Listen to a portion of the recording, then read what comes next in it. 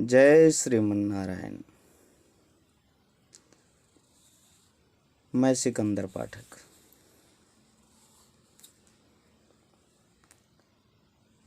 आपको आज एक अलग ही चीज़ पे मैं बात करने जा रहा हूँ। आपको मैं बताता हूँ कि मैंने बहुत लोगों को देखा है कि कछुए की ना अंगूठी पहनते हैं।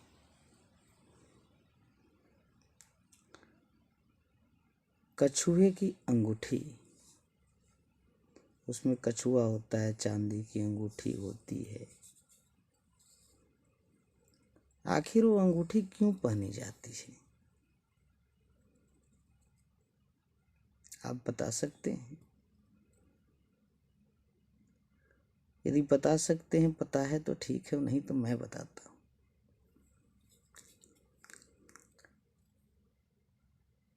यदि आप यह समझते हैं कि भगवान ने कछुए की रूप धारण किया था इसलिए कछुए की अंगूठी पहनते हैं,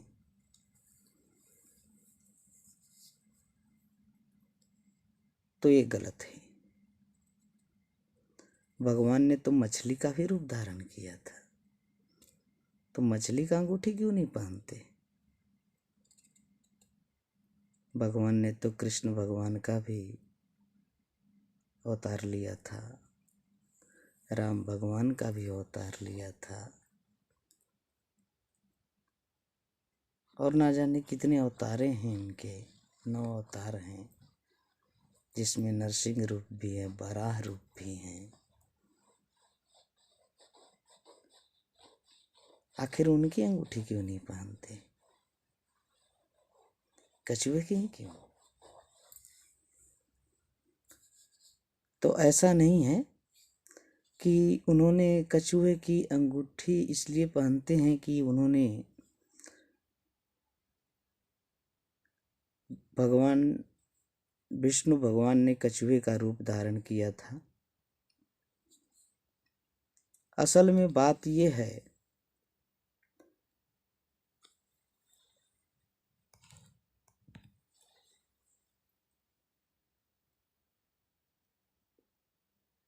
आपने हनुमान चालीसा पढ़ा होगा, उसमें लिखा है अष्ट सिद्धि नवनिधि के दाता।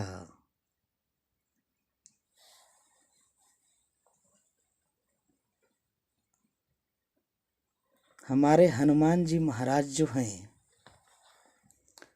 अष्ट सिद्धि, मैं ये भी बताऊंगा कौन कौन से हैं, लेकिन अभी अष्ट सिद्धि की बात नहीं हो रही है। और नवनिधि के दाता, यहाँ है निधि की बात। अब ये 9 निधियां कौन कौन सी है? तो 9 निधियां मैं आपको बता दूं, आपको पता है तो ठीक है, नहीं तो मैं बता देता हूं। 9 निधियां हैं, जैसे पद्म हो गया, महापद्म हो गया, शंख मकर कश्यप, कुंड मुकुंड और नील और खर, ये 9 निधियां हैं। 9 निधियों का अलग अलग अपना अपना मतलब है और अलग अलग अपनी अपनी विशेषता है।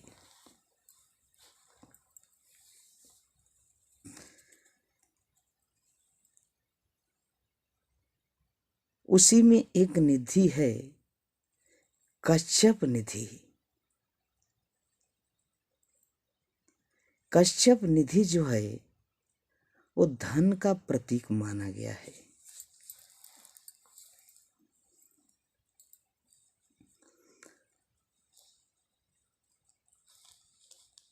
हमारे पृथ्वी पर या यूं कह लीजिए कि मृत्यु लोक पर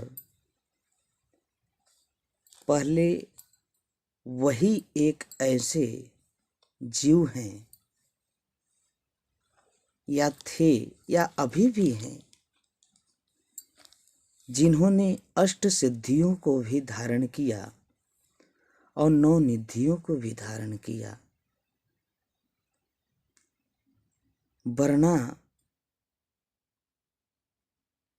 कोई नहीं था इनको धारण करने वाला।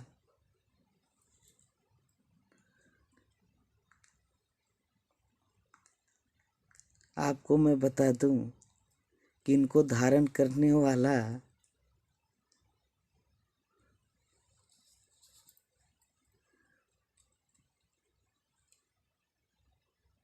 देवों में से भी कोई नहीं है लगभग। एक इंद्रदेव हैं, उनके पास 9 निधियां थी, वो भी वरदान में दी गई थी।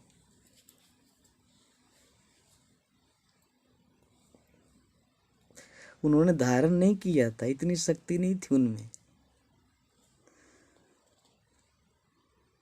लेकिन हमारे हनुमान जी ने अपने बल पे, अपने बुद्धि पे, अपने विवेक पे इन 9 निधियों को धारण किया था।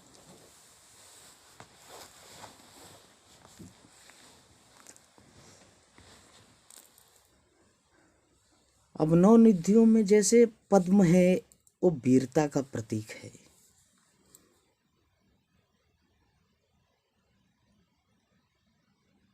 किसी तरह का भी चीज हो, कितना भी बलवान पुरुष हो, इनके सामने कोई भी अस्त्र हो, कोई भी शस्त्र हो, इनको कोई कुछ बिगाड़ नहीं सकता। ये इतने वीर हैं। इनको बोला जाता है महावीर विक्रम बजरंगी।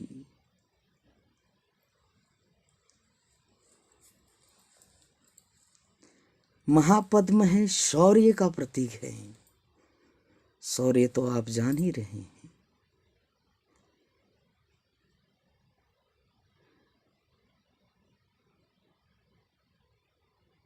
जो है आपके सामने आज कलयुग में भी।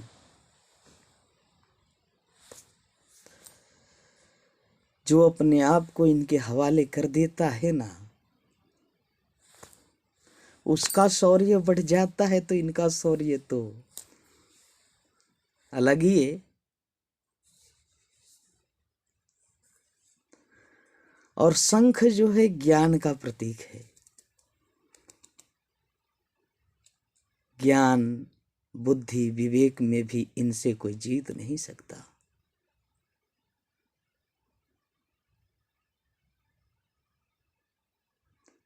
क्योंकि इन्होंने शंख निधि को धारण किया हुआ है। किसी तरह का भी छल प्रपंच इनसे करके कोई नहीं जीत सकता।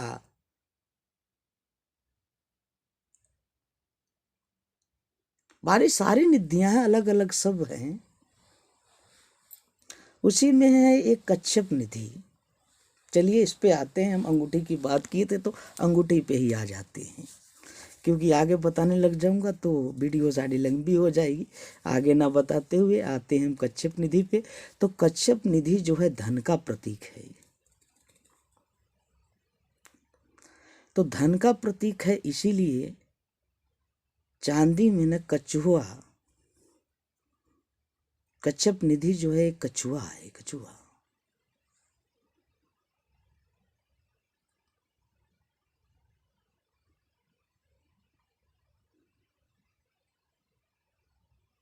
जो कच्छप निधि को धारण कर लेता है ना,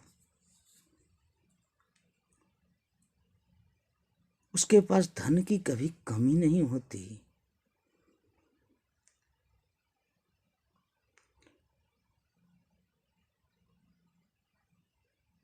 वो मान लीजिए तो साक्षात लक्ष्मी हैं, साक्षात कुबेर हैं, उनसे भी बढ़ के हैं। क्योंकि उन्होंने साक्षात उनको अपने ऊपर अपने बस में किया हुआ है। उन्होंने, आप जितना मांगेंगे उतना मिलेगा आपको, यदि उनको खुश कर गए आप। केवल कछुआ पहनने से नहीं हो जाएगा, आपको उसको फॉलो करना पड़ेगा।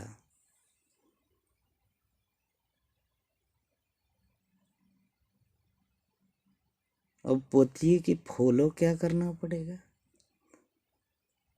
तो बहुत सारी चीजें ऐसे हैं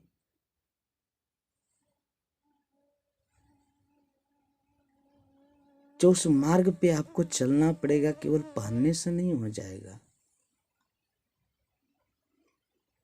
पहली बात तो यह है कि कश्यप निधि प्राप्त करने के लिए आपको बलवान होना बहुत जरूरी है। आपको शरीर में ताकत होना चाहिए। मान लीजिए आपके पास आज 50,000 रुपया है, उन्होंने ही दे दिया या किसी ने दे दिया, अब आपके पास ताकत नहीं है। कोई आएगा, 2 थाप मार के छीन के लेके जाएगा। तो देने से पहले सोचते हैं कि क्या ये पैसा रख पाएगा या नहीं। पॉइंट एक हो गया। पॉइंट दूसरा, पैसा देने से पहले वो ये भी देखते हैं कि ये पैसे का जो उपयोग है वो सही काम में करेगा कि बुरे काम में करेगा।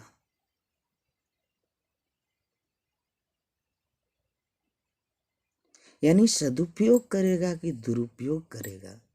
आदमी को जिंदा रखने में करेगा या आदमी को मारने में करेगा।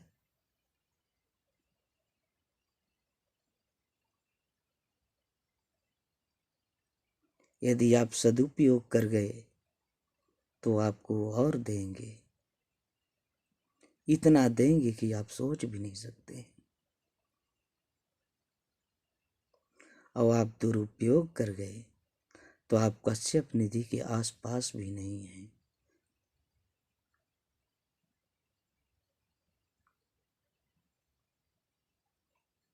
आपको बहुत तरीका से वो परीक्षा लेंगे। जानते हैं इसकी परीक्षा कैसे होती है?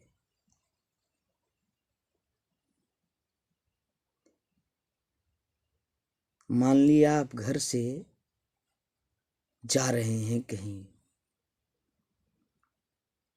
और भीषण गर्मी पड़ रही है और आप चले जा रहे हैं, चले जा रहे हैं, चले जा रहे हैं।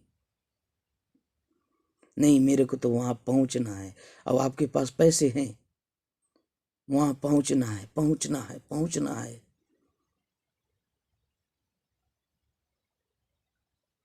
और धूप कड़ाके की है। परीक्षा देखिए कैसी है आपके पास। आपको एक पेड़ दिखाई देगा, उस पेड़ में भी एक भी पत्ता नहीं रहेगा। रूखा सूखा केवल पेड़ है, पत्ता है ही नहीं। खत्म कहानी।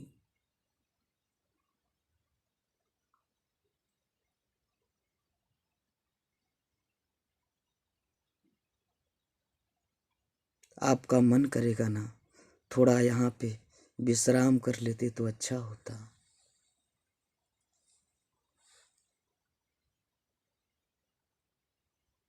आप वहां पे रुक जाएंगे।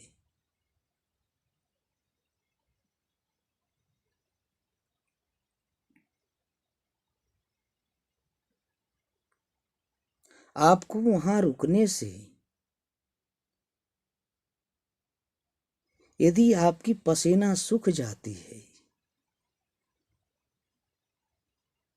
आपके दिमाग की सारे टेंशन खत्म हो जाते हैं, आपकी पसीना सूख जाती है,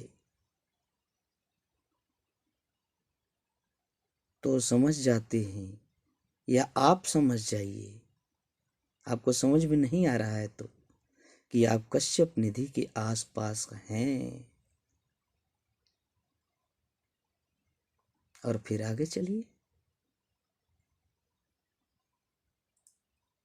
लेकिन दूसरे चरण में यदि ऐसे ही जा रहे हैं, जा रहे हैं, जा रहे हैं, जा रहे हैं, जा रहे हैं, जा रहे हैं, और उसी तरह की गर्मी है, और आपको एक पेड़ दिखाई देता है,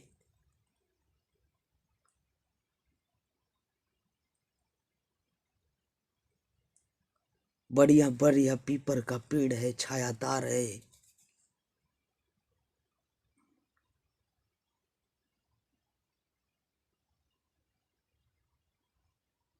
आप यकीन मानिए आपको दिमाग में आएगा यहाँ रुकते हैं। कभी दिल कहेगा नहीं नहीं, यहाँ नहीं रुकेंगे, मेरे पास पैसा है। दिमाग ऐसा चंचलता आपके दिमाग में भर देगा, ये दिमाग ही दिमाग में भर देगा, आपका दिमाग काम करने लगेगा, दिल तो छोड़ देगा आपका साथ। क्योंकि आत्मा जो है ना परमात्मा का रूप होता है, और दिल वही करता है जो परमात्मा कहता है।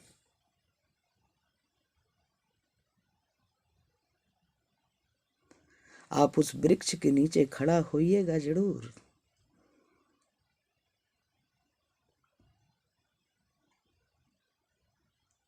हवा भी लगेगा। यदि आपका पसीना नहीं सूखता है, और सूखेगा ही नहीं,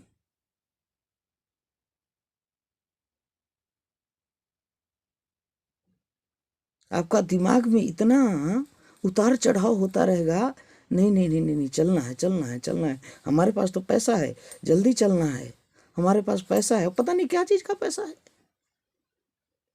दिमाग में तो यहाँ फतूरे है।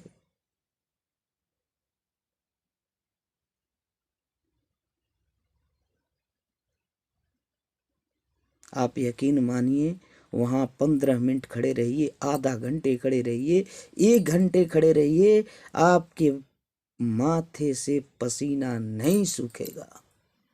और जब वो पसीना नहीं सूखेगा तो मैं एक जानने का ही एक तरीका बता रहा हूँ, तो आप अपने आप जान जाइए, स्वयं जान जाइए कि आप कश्यप निधि के आस पास नहीं हैं। बेशक आपने कछुए की अंगुली में कछुए की अंगूठी डाल रखा है।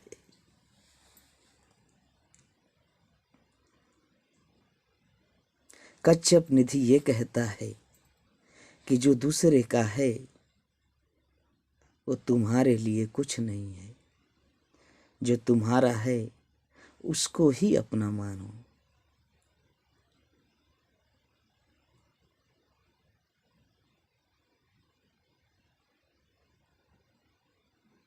पहले वाले चरण में जो मैंने बताया ना, वो सूखा पेड़ वाला जिसमें पत्ता नहीं था, उस समय आपको दिमाग में वहां से चलते वक्त आएगा, यहाँ ये पेड़ के नीचे मैं खड़ा हुआ, मेरा पसीना सूख गया, अब मैं यहाँ चल रहा हूँ, काश यहाँ पर एक अच्छा छायादार पेड़